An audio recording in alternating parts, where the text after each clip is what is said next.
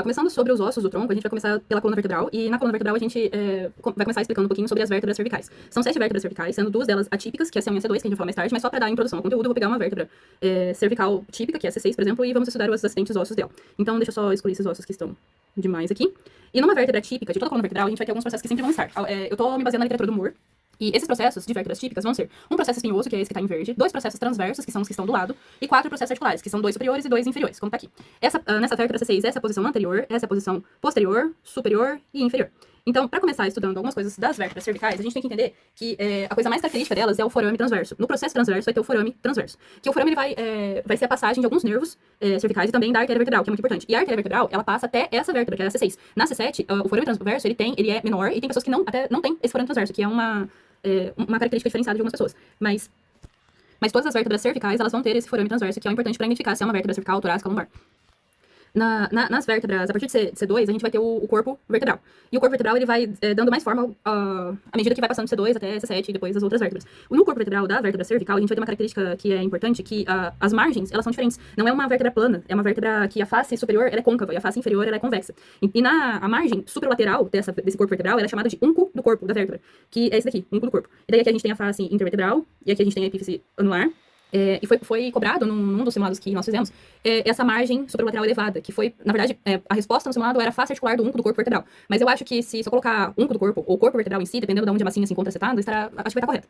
E daí aqui nos forames transversos a gente vai ter algumas peculiaridades. Aqui a gente vai ter o pedículo ele vai ser a parte do osso entre o corpo vertebral e o processo transverso.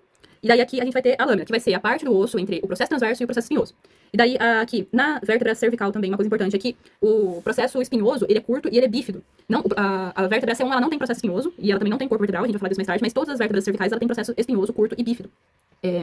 Uma característica interessante também é que esses processos curtos e bífidos, eles estão mais presentes em pessoas brancas e, sobretudo, homens. Pessoas de ascendência africana e mulheres não têm muito esse processo espinhoso bífido. É uma característica interessante também. E daí aqui, eu tava falando sobre o processo transverso, né? Então, no processo transverso, na vértebra C6, tem uma peculiaridade que a gente vai ter o tubérculo carótido, que é uma coisa importante, quando tá com hemorragia, a gente consegue apertar a carótida para conter o sangramento entre o sulco da carótida e o tubérculo e o processo transverso dessa vértebra C6. Tem o tubérculo posterior também. E tudo isso aqui é o processo transverso que vai ter o forame transverso no meio. Eu acho que não é importante, eu acho, guardar esse tubérculo carótido, é só importante saber que o processo transverso, nas vértebras cervicais, tem forame transverso. E aqui a gente vai ter os processos articulares, são 4 processos articulares, superiores e inferiores, e daí os processos articulares, eles vão ter as faces articulares, que é a que vai encaixar uma vértebra na outra. A face articular superior, ela tá direcionada superior-posteriormente, então ela tá direcionada para cima e para trás. E a face articular inferior, ela tá direcionada anteriormente, para baixo e para frente, que é o que vai encaixar uma vértebra na outra. E o forame vertebral, que é esse grandão aqui, ele vai ser grande e triangular para passar todos os nervos que saem do cérebro. Agora eu vou pra C1, que a C1 ela é chamada de Atlas, ela é uma vértebra atípica, e daí eu vou falar um pouquinho sobre ela. Então a C1 é a primeira vértebra da coluna vertebral que a gente tem, ela tá ligada ao osso do crânio, o osso occipital, que é esse daqui, e ela tá ligada por alguns ligamentos que eu vou falar mais tarde. Então só pra gente avaliar ela aqui, ela também vai ter um ligamento importante, que é o ligamento com a axis, que é essa segunda vértebra aqui, mas depois eu falo sobre ela. Deixa eu só excluir essas outras vértebras aqui. Então, na vértebra C1, que é a Atlas, a gente vai ter a visão anterior, a visão posterior, superior e inferior. Como que eu sei se é posterior, superior, inferior? Como que eu sei disso? Bom, essa margem aqui, esse arco, que isso daqui, na vértebra C1 a gente chama de arco. Ela não vai ter corpo vertebral, então a gente chama ela de arco. Nesse arco aqui, arco posterior do Atlas, ele vai ter um tubérculo posterior, que ele tem uma característica que parece que vai formar depois um processo espinhoso bífido. Então, ele tem duas pontinhas aqui, que é o tubérculo posterior. E daí, no tubérculo anterior, a gente só tem uma bolinha. No arco anterior, a gente vai ter o tubérculo anterior, que é uma bolinha. E daí, uma característica também importante é que ela tem massa lateral. Então, a gente não tem o corpo vertebral, mas a gente vai ter massa lateral, que é onde vai ter esses processos articulares superiores, que vai ter a face articular superior. E pra você identificar se isso daqui é superior ou inferior, a gente tem que lembrar que a Atlas, a C1, ela é a primeira vértebra e ela vai encaixar o osso do crânio em cima. Então, essa base aqui, ela é mais reta, ela é mais larga, digamos assim, sabe?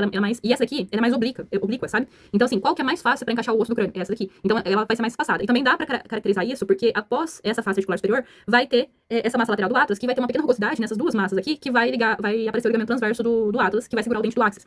Uma coisa importante também que a gente tem que falar é que a gente tem a fóvea do dente. A fóvea do dente, ela fica no Atlas, e a face articular que vai encaixar o osso do dente do axis, que é a segunda vértebra. Então, só pra relembrar, aqui a gente tem o processo transverso em rosa, a gente tem o forame transverso, e a gente tem aqui, em amarelo, a gente tem o sulco da artéria vertebral, que também vai passar por aqui. Certo? E daí, indo pra... Aqui a gente dá pra ver a articulação entre o osso do crânio e o Atlas e o axis. E daí, só tirando aqui, dá pra gente ver como é que vai encaixar o dente do axis no Atlas. O dente do axis no Atlas, ele encaixa na fóvea aqui, ó, fóvea do dente no Atlas. Que dá pra gente ter uma ideia como que vai se dispor isso. Outra coisa importante pra falar são os ligamentos. Então, agora, começando com os ligamentos, a gente tem alguns ligamentos bem importantes, que é pra falar. Eu só vou tirar algumas coisas aqui que vai atrapalhar a gente. Então, com a parte de ligamentos aqui, a gente vai ter alguns bem importantes. Para lembrar que quando a gente tá falando de articulação, a gente vai ter toda uma estrutura para essa articulação, como na articulação do joelho que a gente estudou. Então, a gente vai ter membrana, a gente vai ter cápsula articular, essas coisinhas. Então, começando aqui, a gente vai ter a axis, essa que tá pintadinha aqui, que a gente viu, os acidentes ósseos, e a gente vai ter o osso occipital do crânio. Aí a gente vai ter uma articulação, que ela é chamada de articulação atlanto-occipital, que é entre o atlas e o osso occipital. É a junção dos processos articulares superior e da face articular superior com os côndilos occipitais. E esses côndilos, eles contribuem para o movimento de flexão e extensão. Então, é uma articulação sinovial condilar. Então, aqui a gente tem a cápsula articular, que ela vai recobrir essa articulação, né, o processo articular superior e a face articular superior do atlas com os côndilos occipitais. A gente vai ter a membrana aqui, que dá pra ver, e também a gente vai ter a membrana posterior. Essa membrana atlanto-occipital posterior, que ela vai recobrir, que ela vai ser uma membrana que vai ligar. E daí aqui a gente vai ter o ligamento longitudinal anterior, que vai passar por toda a extensão das vértebras, e o ligamento nucal, que ele também vai ser um grande ligamento, que ele vai passar por toda a extensão das vértebras. Mas antes da gente ver isso, eu queria mostrar aqui dentro. Aqui a gente vai ter, deixa eu só tirar deixa eu só tirar a base do crânio. E daí a gente vai ter aqui, numa visão posterior, a gente vai ver isso daqui. Então aqui, que eu tirei no osso. Então aqui, a gente vai ter a membrana occipital posterior, a membrana tectória, que ela vai recobrir essa articulação aqui. Na verdade, se a gente tirar ela, a gente vai ver que o dente do áxis, que é a vértebra C2, ele vai estar aqui. E o dente do áxis, ele se encaixando aqui, vai ter alguns ligamentos importantes. Sobretudo esse daqui, que é o ligamento transverso do atlas, que ele vai se inserir naquela massa lateral do atlas, que também tem uma rugosidade que é chamada de tubérculo. Então, ele vai se inserir aqui. Aí aqui tem outros ligamentos também que ajudam a fixar esse dente, mas o ligamento transverso do atlas, ele fixa a região do dente e ele dá liberdade pro dente rotacionar. Então, voltando aqui, o ligamento atlanto-occipital, que é o ligamento entre o osso do crânio e o atlas, ele vai ser o ligamento de sim. Sabe quando a pessoa fala sim? Porque daí vai ter a flexão e a extensão do pescoço. Agora, o ligamento entre o atlas e o axis, que é o de baixo, ele vai ser a resposta do não. Porque a pessoa vai fazer a expressão do não, rotacionando o pescoço, rotacionando a cabeça. E ela rotaciona por causa desse dente aqui. Então, essa articulação aqui é bem importante porque tem esse ligamento transverso que ele vai auxiliar nessa rotação do dente sobre o atlas, do dente do axis sobre o atlas. Daí aqui a gente tem a cápsula articular, que já foi falado já. E daí, aí agora começa a parte da coluna vertebral, que passa de ser para as outras vértebras, que tem ligamento amarelo. Mas só para falar uma coisa que eu não falei também, a articulação atlanto-axial, que é entre o atlas e o axis, ela é uma articulação sinovial trocoide. Trocoide porque tem a mobilidade do dente, então ela é uma articulação trocoide. E entre o atlas e o axis está presente um ligamento chamado anular, que também é bem importante. E aqui dá para ver o ligamento anular, alares, ligamento alares e o transverso do atlas. Mas sobre os ligamentos eu retorno quando eu tiver fechado todas as vértebras do corpo. Então vamos para uma vértebra típica de torácica, uma vértebra, por exemplo, aqui, essa vértebra T6, para eu falar um pouquinho sobre as características da vértebra torácica. Então a vértebra torácica, ela já tem um corpo vertebral bem distinto das cervicais, ela tem um corpo vertebral que, algumas vértebras dá para ver que ele faz um formato de coração. Ele tem um processo transverso também, que vai ser esse salmão aqui, essa cor salmão, ele tem um processo transverso. Não vai ter forame transverso, só vai ser o processo transverso. Aqui em roxo a gente tem o pedículo, lembrando que é a parte do osso que liga o corpo vertebral ao processo transverso, e aqui em verde claro a gente vai ter a lâmina, que é a parte do osso que liga o processo transverso ao processo espinhoso. E daí a gente já vai ter um processo espinhoso mais, maior, não vai ser bífido, mas vai ser maior. E a grande característica das vértebras torácicas é as fóveas costais. Então vai ter quatro fóveas, na verdade, duas de cada lado, duas superiores, fóvea costal superior e fóvea costal inferior, e também no processo transverso vai ter uma fóvea costal do processo transverso. Que essas três aqui, ó, essa superior, essa inferior e essa do processo transverso são as fóveas que vão articular a costela. E daí aqui a gente também tem o processo articular inferior com a face articular inferior. Aqui. E daí do outro, em cima também a gente tem o processo articular superior com a face articular superior. Então, como já foi falado, o corpo vertebral ele tem um formato de coração. O forame vertebral ele é menor, ele é circular e menor do que os forames vertebrais das vértebras cervicais que a gente viu. Os processos transversos eles não têm forames. As faces articulares elas são quase verticais, dá pra ver isso porque elas são bem retas, são quase verticais. E a face articular superior ela tá posteriormente e a face articular inferior ela tá anteriormente. E daí vai se encaixar em cada uma das vértebras seguintes. E os processos espinhosos eles são longos e não bífidos. Tem que lembrar disso. Mas o mais importante é as fóveas costais, que vai se ligar à costela. Então, vendo desse lado aqui, ó, quando a gente pega toda a caixa torácica, a gente vai ter, eu vou falar um pouquinho de tórax depois, mas a gente vai ter as costelas, e as costelas elas vão se ligar nessas fóveas costais. Deixa eu só arrumar certinho pra gente visualizar. Então, separando 3 costelas aqui, com os respectivos ligamentos, e na verdade eu acho que só uma é suficiente, só pra gente ter uma ideia de como que se encaixa. A costela ela vai se encaixar nessas fóveas costais, e essa costela aqui é a costela 6. Essa vértebra aqui é a vértebra T6. Então, a costela 6, ela vai se encaixar na vértebra T6 bem em cima. Então, ela vai se encaixar na fóvea costal superior da vértebra T6, e na fóvea costal inferior da vértebra T5, e na fóvea costal do processo transverso da vértebra T6. Repetindo, a costela 6, ela vai se encaixar na vértebra T6 pela fóvea superior da vértebra T6, a fóvea costal superior, a fóvea costal inferior da vértebra de cima, e a fóvea costal do processo transverso da vértebra T6. É assim que ela se encaixa. Desse jeitinho aqui. Certo? E daí as demais elas vão fazer o mesmo processo. Colocando os ligamentos, só pra gente ter uma noção do que vai acontecer. só pra gente ter uma noção do que vai acontecer aqui, aqui a gente tem o ligamento longitudinal anterior, que já foi visto também na parte cervical.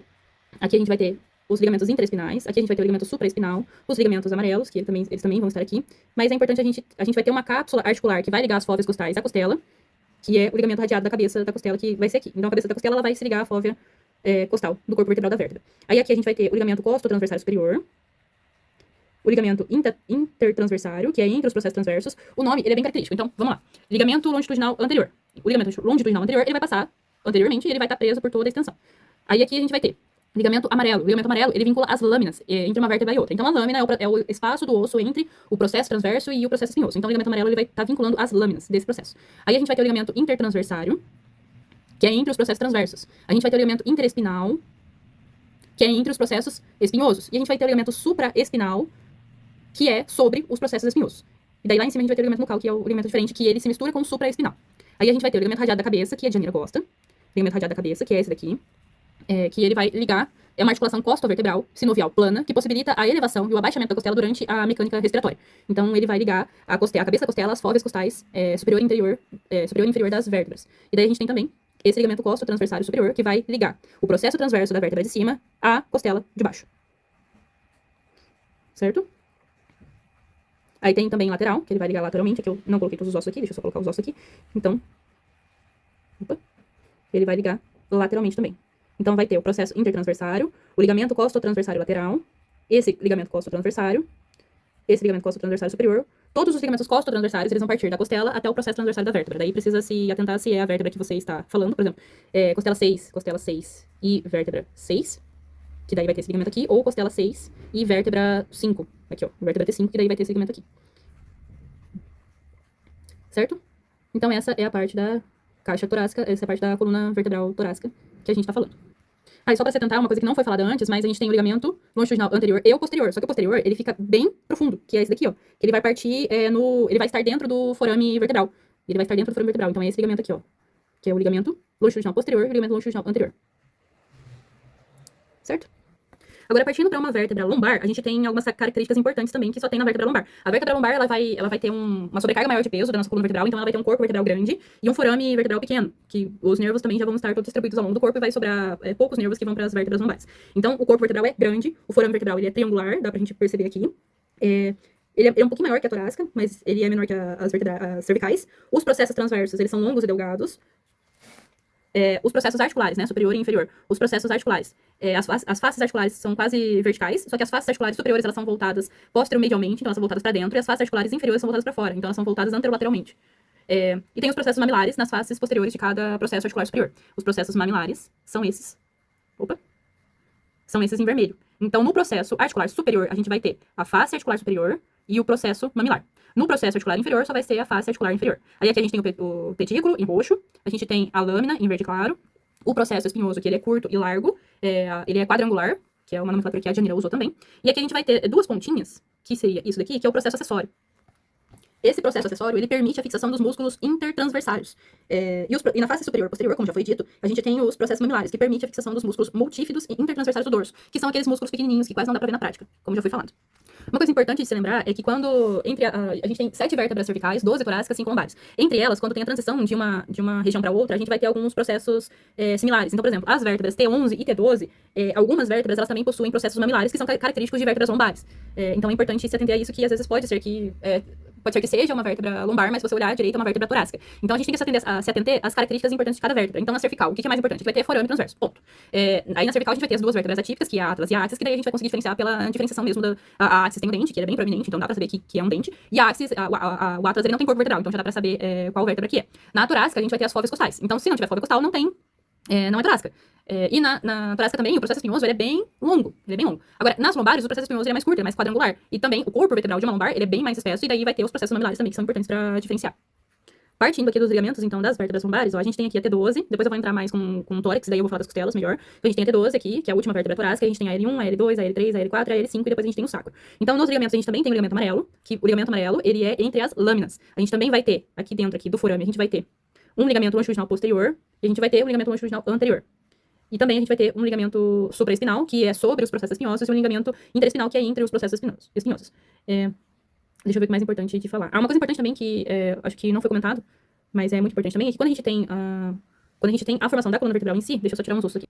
Quando a gente tem a formação da coluna, né, as vértebras, elas vão ter os pedículos, que são essas regiões aqui, entre o corpo vertebral e o processo transverso. E esses pedículos, eles vão ter incisura. Então, tem a incisura inferior e a incisura superior. Com a formação da coluna, essas incisuras, elas formam espaços que onde vai passar o nervos, vão ser ramificados os nervos da coluna vertebral, os nervos que passam dentro do forame vertebral, para as regiões do corpo. Então, são essas incisuras aqui, que eu esqueci de mencionar no pedículo. Agora, o osso do sacro, indo agora pro osso do sacro, a gente vai ter algumas coisas importantes. Uma coisa bem importante é que quando tem algumas diferenciações, que o osso do sacro, ele é um osso fundido, e ele começa a ser fundido a partir dos 5 anos de idade, ele se completa na sua mineralização depois dos 30 anos, mais ou menos, 25, 30 anos, e daí ele tem algumas características importantes. Então, ele é um osso feito de 5 vértebras sacrais, então dá pra contar aqui, que ele tem, quando ele é fundido não dá pra ver direito, mas ele tem as linhas transversais, que era onde estavam os discos intervertebrais, e algumas coisas importantes é que ele tem aqui, em verde, ele é o promontório, que é a base do sacro. O sacro, assim como a patela, vai ser diferente, então a parte de cima é a base, e a parte de baixo vai ser o ápice. Aqui, o ápice do sacro. Então, na base do sacro, a gente tem o promontório, que é a margem da base do sacro. E daí a gente tem, do lado, a gente vai ter a asa do sacro, que dá pra ver bem, é bem característica. E na parte lateral, a gente vai ter a face articular. Essa face articular, que é chamada de face auricular, porque lembra uma orelha mesmo, na prática dá pra gente ver bem isso, ela vai se articular com com a pelve, com o ilho, com o osso ilíaco. Então, é chamada de articulação sacroilíaca, que é uma articulação sinovial plana, que tem o ligamento sacroilíaco posterior e anterior, e tem uma relação com o hormônio relaxina nas mulheres, quando no início da gestação, esse hormônio ele é liberado para ampliar a articulação para o preparo do parto, que é essa articulação que a gente vai ver daqui a pouquinho. Então, aqui a gente viu que tem as linhas transversas, aqui é o ápice do sacro, aqui é a face pélvica, certo? Porque a pelve vai estar anterior. Aqui é os forames sacrais anteriores, que os forames sacrais anteriores, eles são aqueles, se a gente imaginar o sacro como as vértebras, se a gente imaginar ele separado entre as vértebras, dá pra perceber que são os espaços entre os processos transversos. E daí, virando posteriormente, a gente vai ter também aqui o processo articular superior, que ele vai se ligar à vértebra L5, e também a gente vai ter a face articular superior, que ele vai ser ligado. Aqui tá errado, não é auricular, é a face articular, tá? A face auricular é aqui, no canto. Aí aqui também a gente vai ter, perto da face auricular, a gente vai ter uma tuberosidade, que tá em verdinho aqui, que é pra ligamento de músculos e etc. E daí aqui a gente vai ter a crista sacral mediana. Crista sacral mediana é a fusão dos processos espinhosos das vértebras sacrais. As cristas sacrais medial e lateral, a lateral é a fusão dos processos transversos, e a medial é a fusão dos processos articulares. E daí aqui embaixo a gente vai ter o hiato do sacro, que é onde vai passar o feixe de nervos equinos, que lembra cavalo, etc. E daí a gente vai ter duas pontinhas aqui, que são os cornos sacrais, que também vai ter no cóccix, que são os cornos coccígeos. Certo? E aqui é o cóccix. Acho que é isso. E daí aqui a gente vai ter também o forame sacral, o canal sacral, o forame sacral. E tem diferenciação entre masculino e feminino. Então aqui a gente tá vendo que é um sacro masculino, e aqui é um sacro, acho que não tem muita diferenciação nesse aplicativo. Mas o sacro feminino, ele é mais reto, ele é mais plano. O sacro masculino, ele tem um ângulo maior do que o feminino. O feminino é mais plano por causa da gestação mesmo, pra ter uma anatomia diferente na hora do parto. Outra coisa importante de mencionar é que quando tem algumas deformidades ósseas, ou quando tem algum processo de mineralização errado, é constituído como uma espinha bífida. Então aqui a gente tem, aqui que acontece o problema da espinha bífida. Então, na parte de ligamentos do sacro, a gente vai ter o ligamento entre a L5 e o sacro, e entre o ilho e o sacro. E daí vai ter toda essa parte de ligamento aqui. Daí a gente vai ter o ligamento sacroiliaco anterior, que é tudo isso daqui. O ligamento sacroiliaco posterior. Aí aqui a gente vai ter os ligamentos sacroiliacos posteriores. Os ligamentos sacroiliacos posteriores também. O ligamento sacrotuberal, que já foi cobrado em prova. Esse ligamento sacroespinal também, que é da espinha do osso da pelve. E também vai ter aqui também, que é aquele ligamento longitudinal anterior que passa. O ligamento longitudinal posterior, ele vai estar por dentro. Acho que dá pra ver ele aqui. Ele vai estar por dentro. Posterior profundo. E esse aqui é o posterior superficial. E também vai ter aqui, sob a crista sacral mediana, vai ter o ligamento supraespinal, que daí vai de toda a coluna vertebral. Ok? Então, assim, a gente completa a parte de ossos do dorso. E agora a gente vai pro tórax. Uma coisa que eu esqueci de falar é sobre as curvas. Então, na nossa coluna vertebral, a gente tem 4 curvas, que são 2 primárias e 2 secundárias. Então, quais que são as primárias? Que são as curvas que a gente nasce. É a curva torácica e a curva sacral, que é as curvas naturais que a gente já nasce. Agora, as curvas lombares e cervicais, elas são secundárias. Então, dá pra gente ver isso, principalmente no processo de tummy time, de um recém-nascido, quando ele é forçado a levantar o pescoço e tudo, vai se fazendo uma curvatura cervical. E também quando o bebê começa a ficar em pé e começa a querer engatinhar e a se levantar, vai se criando também uma curvatura lombar. Aí tem alguns processos tem a lordose e a cifose, são lordose cervical, que é essa curvatura cervical, a cifose torácica, que é essa curvatura primária, a lordose lombar, que é essa curvatura secundária, e a cifose sacral, que é essa curvatura primária. Elas são denominações normais. Aí quando tem alguma característica que é patológica, daí vai ser outras nomenclaturas. Que daí seria a hiperlordose, hipercifose, escoliose, essas coisas. Então, começando a falar dos ossos do tórax, a gente tem as costelas, que são os principais ossos, e daí a gente tem também o externo, mas sobretudo a costela. Então a gente vai começar pelas costelas. A gente tem 12 costelas, porque a gente tem 12 vértebras torácicas, dá pra lembrar aí. Só que a gente tem 3 diferenciações. Então tem costelas verdadeiras, que é de 1 a 7, que são todas as costelas que vai sair da vértebra e vai pro externo. E elas se ligam ao externo por uma cartilagem, só que elas vão pro externo diretamente. Então a última costela verdadeira vai ser essa aqui, que é a costela C7. A costela C8 e C9, C8, C9 e C10, elas são as costelas falsas. Elas não vão se ligar ao externo, elas vão se ligar aqui ao outro processo cartilaginoso da costela anterior. Então, essas 3 costelas aqui, ó, C10, C9 e C8, elas vão se ligar ao processo cartilaginoso da costela C7. E daí a costela C11 e C12, que são as últimas costelas, elas são chamadas de flutuantes, porque elas saem da vértebra, só que elas não se ligam a nada. Então, elas nem têm a cartilagem pra se ligar. Então, das 12, 7 são verdadeiras, 3 falsas e 2 flutuantes. Aí agora a gente vai ver uma costela típica pra depois falar sobre algumas peculiaridades das outras. Então, a costela 3 aqui. Aí aqui na costela a gente tem, essa é a face posterior, que vai se ligar à vértebra, e essa é a face anterior, que vai se ligar ao externo. Na verdade, vai se ligar a cartilagem que se liga ao externo. Então, aqui na costela a gente tem a cabeça da costela, deixa eu só ampliar aqui, mas a gente tem a cabeça da costela. Na cabeça da costela a gente tem 2 faces articulares. 2 por quê? Porque uma vai se ligar à fóvea costal superior da costela específica. Então, se essa é a costela 3, essa face articular aqui inferior da costela, ela vai se ligar à fóvea costal superior da costela 3. E essa face articular superior da costela vai se ligar à fóvea costal inferior da vértebra T2. Acho que deu pra entender mais ou menos. Então, tem a cabeça da costela e tem as faces articulares da cabeça da costela. Aí aqui a gente tem o corpo, o colo da costela. O colo da costela. Aí aqui a gente tem a face articular do tubérculo da costela. Aqui a gente tem o tubérculo da costela em verde e a face articular do tubérculo da costela. Essa face articular do tubérculo da costela é a face articular que vai se articular com a fóvea costal do processo transverso da vértebra. Ok? Então aqui, na cabeça, a gente tem as 2 faces articulares que vai se ligar às fóveas costais que estão no corpo vertebral. E aqui a gente vai ter a face articular que vai se ligar à fóvea costal do processo transverso da vértebra. E aqui em rosa a gente tem o ângulo da costela, que é depois do colo. Então aqui a gente tem o colo da costela, aqui a gente tem o ângulo da costela, e aqui a gente tem o corpo da costela, que é todo o resto. E uma característica importante é que na costela a gente vai ter o sulco da costela. O sulco da costela vai passar artéria, veia e nervo. Na verdade, passam os 2, artéria, veia e nervo, embaixo da costela e em cima da costela. Mas qual que é a diferença? Embaixo da costela vai passar artéria e veia mais calibrosa. Então, quando a gente for fazer um procedimento cirúrgico, um procedimento que tenha que perfurar essa cavidade, para não lesionar o nervo e nem não lesionar vasos, é mais propício que a gente faça essa perfuração na parte de cima aqui da costela do que na parte de baixo que fica perto do sulco, porque perto do sulco tem esses vasos mais calibrosos. E daí aqui a gente vai ter a parte anterior, que é a parte que vai se ligar à cartilagem, que vai ser essa cartilagem aqui. Essa cartilagem costal, ela é feita ela é uma cartilagem composta de hialina, que ela vai se ligar ao externo. Então, no externo, a gente tem algumas características importantes também. Aqui a gente tem o corpo do externo, aqui a gente tem o processo tifoide, e aqui a gente tem o manúbrio do externo. Manúbrio, daí você lembra de espada, que daí é bem característico. Aí aqui a gente tem a incisura jugular, que é a incisura do manúbrio, e a gente vai ter essas incisuras. Aqui é a incisura da clavícula, então a incisura clavicular, e a partir daqui a gente vai ter as incisuras costais. Então, 1, 2, 3, 4, 5, 6, 7 incisuras costais e a incisura da clavícula. Acho que não tem muito... Aqui a gente tem o ângulo do externo, entre o manúbrio e o corpo do externo. Essa linha aqui a gente tem o ângulo do externo, que é uma característica também para processos médicos, saber onde que fica isso. E daí, com relação aos ligamentos, a gente vai ter... Deixa eu só colocar os ossos aqui. Isso.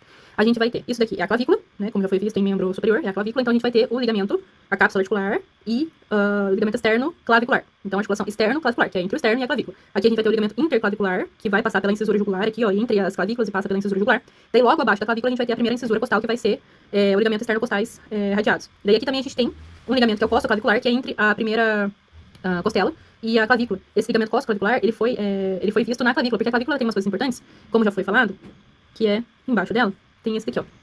Opa, aqui é o tubérculo conoide, deixa eu só... Opa.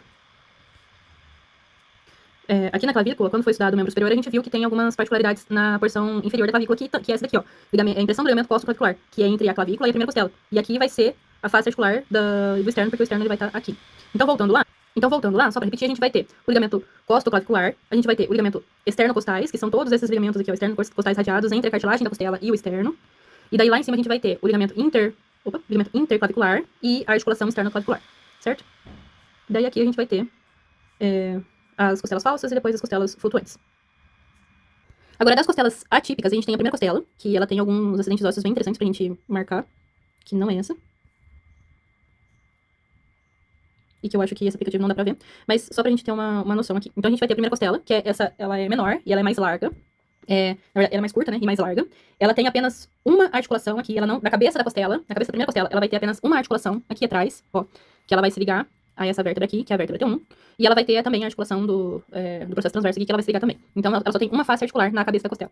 E ela tem dois sulcos transversais na face superior para os vasos subclávios. E esses sulcos, que é a artéria e a veia subclávia, eles vão estar separados pelo tubérculo, que é o tubérculo do músculo escaleno. Então vai ter um tubérculo nessa face superior da primeira costela, e entre esses tubérculos vai ter os sulcos dos vasos subclávios, que daí vai ser a artéria de um lado e a veia do outro. Que aqui não dá pra ver direito, mas tem.